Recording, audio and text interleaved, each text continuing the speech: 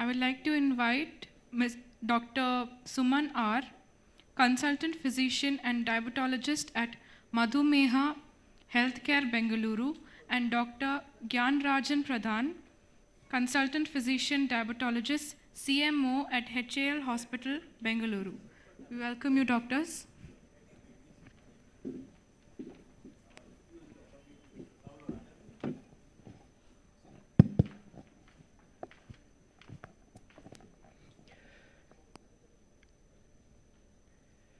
So at the outset, I'd like to thank Disha team for really providing me this very unique opportunity of just chairing a session of my guru, my teacher, my beloved, and the person who really motivates a lot of us to read a lot. So thank you, sir. Thank you for sharing. So just to introduce the speaker, Dr. M.A. Shekar, sir, is the director and consultant diabetologist at Apurva Diabetes Center at Mysore, and is also the former vice chancellor at Adi Chunchandgiry, Mandya. He'll be talking about science of fasting. Very interesting to know that, sir. I just want to take over for us. Thank you. Thank you, Manohar. Thank you all for coming here to listen to me. There are a few disclosures. The first disclosure is they've asked me to talk on fasting after postprandial state. The second disclosure is after having listened to two fantastic talks. The first one was about yoga when we all became very calm. The second one was Dr. Jad who excited us. And I don't know whether I can calm you or excite you with my speech, but all I can tell you is I was flabbergasted when I came to know the advantages of fasting. Let me give you a simple idea for the next 15 minutes. Okay, done. My first question would be, why is this talk relevant? Don't you agree? What are you talking about fasting, doctor? My grandmother used to do, my great-grandmother, father, blah, blah, blah, blah. And how many of you fast? Stand up on the bench. Very few of us fast, right? But you should know, every one of us fast. When? When we sleep. Simple, right? So let's go through this. And this is the reason. The first reason is, before and after for 2 weeks, this fellow did what? All sorts of things, and he lost 2 weeks. What did he do? I hope he did not do any fasting. He probably exercised. He probably took all his semaglutides and all those glutides and all that. Nothing happened. He lost money. The second one is the present concept of Zomato, Swiggy or whatever, Ola and all that. What has it made us? Very lazy. When it comes to food cooking, when it comes to walking, when it comes to going around, it's become lazy. So if you ask me, the relevance of fasting today is not about whatever health benefits, it's about these funny things that are happening. We have to give a different idea about that. History of obesity management has evolved from ancient lifestyle. You agree? You all agree, right? To highly targeted hormonal therapies. I must tell you, last year I gave a keynote address in somewhere in Andhra Pradesh, I forget, I'm an old man, for an international nutritional conference. When I did lot of search for what is this fasting, and I was flabbergasted because Ayurveda had a fantastic answer for everything that we are talking about. So simple concept I'll just give you. In ancient times, what was the way they would give you, health, etc. like that? Purges and emetics. They made you lose lot of fluids either by vomiting or by loss from the aboral head. Probably over the next 15 days, 20 days, you would lose 5, 8, 10 kgs and God bless you. Then what happened? The early times of medicine, it was called as rainbow pills, where combinations, before the 20th century, combinations of multiple drugs used to be used. And what happened to the so-called patient or the subject? We do not know. There were no randomized control studies then. And in the 20th century, you have the whole gamut. And today, what has happened? Obesity, metabolism, etc., is not about drugs. It's not about exercise. It's not about the diet that you eat. It's about behavioral support. You integrate behavioral support along with whatever pharmacology and nutritional support you are going to give, only then it helps. Walks in. What walks in when it comes to a compromise candidate for all this? Fasting. Can you read this? I am very fond of putting this slide because by the time you come to the last word, you have forgotten the first few words. Obesity is defined as chronic, progressive, relapsing, treatable, multifactorial, neurobehavioral disease wherein an increase in body fat promotes adipose tissue dysfunction and abnormal fat. Did you understand any damn thing about this? Just look at your tummy, whether you are obese or not, you know. You don't have to really go through all these things. And I am reminded every time I put this slide to tell you people about a psychology concept called as KIS principle. What is KIS principle? Keep it simple. And later, one more S was added. Keep it simple, stupid. Who is the stupid here? Doctors. We are making it so complicated. We just want to dissect the whole damn thing about a simple concept of fasting into science of fasting now, which I am unfortunate to talk to you people about. You remember this guy, Carl Sagan? Greatest of the astrophysicists. But he died at a very early age with a massive heart attack. He said, absence of evidence is not the evidence of absence. What an extraordinary concept. We today say you have a randomized control trial, you have real world evidence, otherwise don't talk to us. But just because there is no evidence available, there is no absence of evidence. It is always there in the world or in the universe. All we have to do is look at the evolutionary perspective. Fasting has evolved through three major phases. The first phase was called as natural survival adaptation. Imagine in the early periods of 19th century, you had a lot of food in India, so it was a natural adaptation. You did not have food, you ate less, you did not put on weight, probably you did not get diabetes, etc., etc. But people died of a severe cholera or severe pneumonia. But later what happened? You imagine the ancient times when there was no food available, it was a natural phenomenon for them to fast. Next, it became spiritual and religious discipline. Spiritual. Fasting is a spiritual activity. Fasting is religious. Christians do it 40 days in a year called as Lent. Muslims do it in a month called as Ramzan. Jains do it as Paryushan or even Chaturmas, etc. like that. We all do it. But concept in Sanatana Dharma, please don't take me as religious, it is just science I am talking about, is about 5 days in a month we have to fast. Panchami, Ashtami, Ekadashi, Amavasya, Hunnime. Beautiful concept they had done. And if you go through this Ayurveda concept, it is really fantastic. I thought I will not talk to you. And today, fasting has become very scientific and interventional activity for metabolic health as well as obesity, as well as diabetes, as well as hypertension, as well as osteoarthritis, you name it, it helps. I will not go with this, okay? But the origin of the word was fasten. F-A-S-T and fasten, tighten.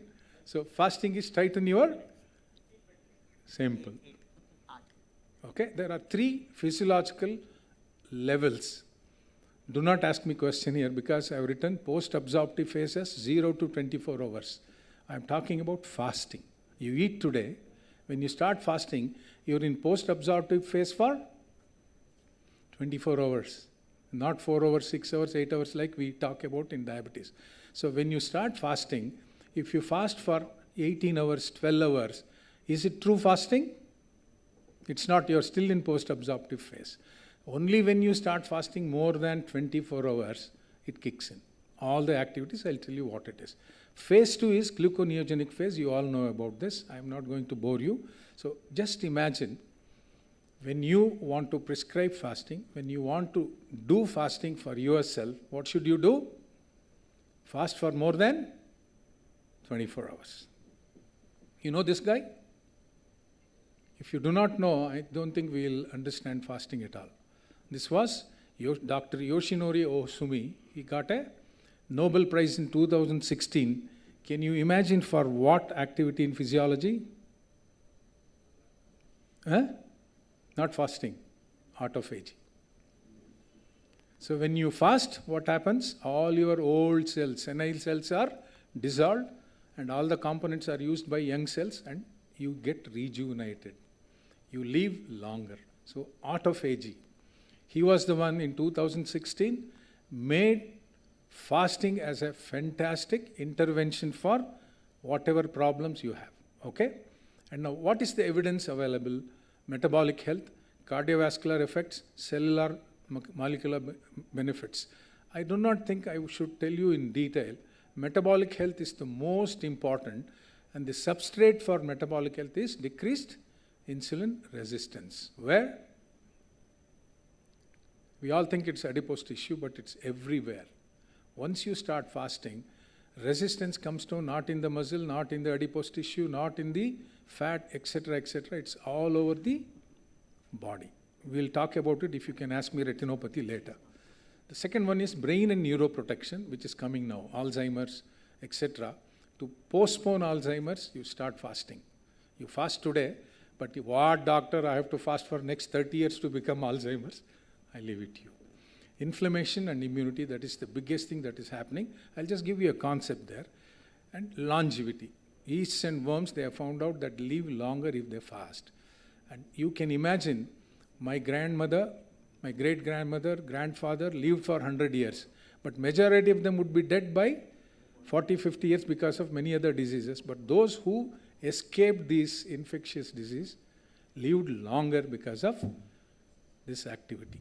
Inflammation, immunity, bone and neuroprotection, metabolic activity, cellular immunity, etc. like that. And just Google what are the components of fasting, you get it. I just made it simple for you. But I'll just mention two things. One is AMPK, you know AMPK, AMP, protein kinase. Another is mTOR. Can anybody tell me what is mTOR? Especially the youngsters in the hall. If not, MBBS graduation will be taken back. Mechanistic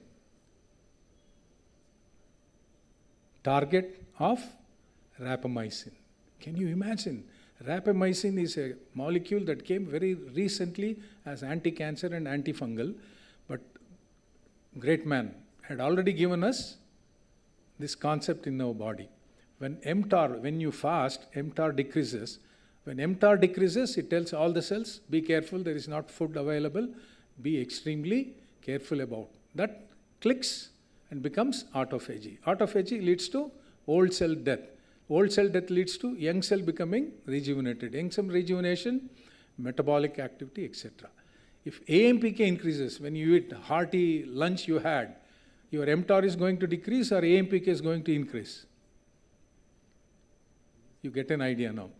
Protein kinase activity and mTOR. These two is simple, final activity of what you do with fasting. Okay? And all this, nuclear factor, kappa beta, IGF-1, FOXO, sirtuins I should tell you here. How many of you know sirtuins? This became a very, very popular thing for science research somewhere in the 2010-11. Silent information regulator proteins. There are 7 families in our body. Whenever you fast, whenever there is less calorie available, you release sirtuin 1 and 2, which goes all around the body. It's a silent information regulator. It goes and tells, look, liver cells, there is less glucose available. Look, brain, there is less glucose available. So sirtuins, it increase. Finally, the types, I am not going to talk to you much about it, but between time-restricted eating, intermittent fasting, prolonged fasting, which do you pick up? Prolonged fasting, intermittent fasting. Best is time-restricted eating. You remember the, Buddhist concept, Brahmin concept, etc. of eating twice a day. An early breakfast, well breakfast, and finish your evening meal before 5 o'clock. That's it. Time-restricted eating is the best way to improve your so-called fasting activities. Intermittent fasting is different. It may help, it may not help. It has become more of a fashion. But prolonged fasting, more than 48 hours, if you can do it, nothing like this. So 5 days a month, you remember? Panchami, Ashtami, Ekadashi. 5 days, if you do 24 hours fasting, that's good enough. Or 3 days a month, 2 days, 3 Ekadasi, 2 days, nothing, dry fasting, not even water, it helps. Simply I'm talking about.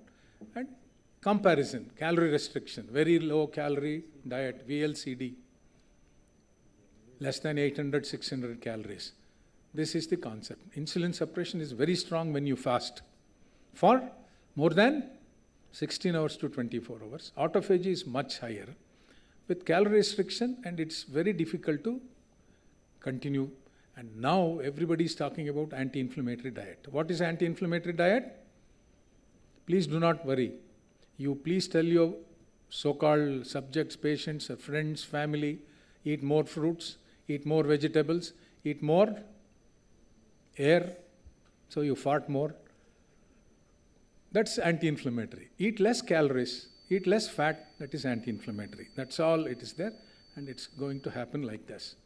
So in simple terms, fasting is a metabolic reset. Anti-inflammatory diet is a metabolic maintenance. If you can do both, it is fine. Adverse effects, I should not talk about this. It's an august body audience which already know about it. But keep this in mind, short term and medium long term, because you are not prescribing fasting for normal people, it's for diabetics, hypertensive, etc. You have to be careful. Consensus, moderate fasting, 24 hours, 48 hours is the best. Prolonged fasting has narrow therapeutic window, but if you can do it twice in a month, it's good enough. It's a tool, not a panacea. Please keep this in mind. Last thing is, fasting, is it essential or even necessary? What do you think? How many say it is essential? How many say it is necessary? It's just an activity of English. Necessary, essential, I leave it to you. Lastly, 30 seconds. What happens at 7:30 today? Dr. Basangowda, my great, non-identical twin. I call him as my non-identical twin. He was telling, ನೀನು ಹಾಡು ಹೇಳ್ತೀನಿ ಅಂದರೆ ನಾವು ಇರ್ತೀವಿ ಕಣೋ, ಒಂದು 2 ಹಾಕ್ತೀನಿ ಕಣೋ ಅಂತ. So 30, 60, 90 ml, it's called as, if you take 30, it's called small. If you take 60, it's called large. If you take 90, it's called Patiala peg. And if you take beyond that, pagal hai kya? So let's see how many of you are pagal hai, how many of you are small. But nice way of putting it when we have a nice group of friends and family is to say, Dushman, if you are drinking with an enemy, drink less. If you are with your friend, drink more. If you are with your brothers, like Basangowda is going to drink 120 ml with me. Thank you. Now, I will ask you, you can ask me questions. I asked you a question. Is it essential? Now you ask me a question. Thank you. Thank you, sir, Dr. Shekar. Excellent talk. And they can ask question after the session. Sure. This is sort of time. Thank you, sir. Thank you so much, doctors. Request the chairpersons and the speaker to move to the selfie area for the group photo.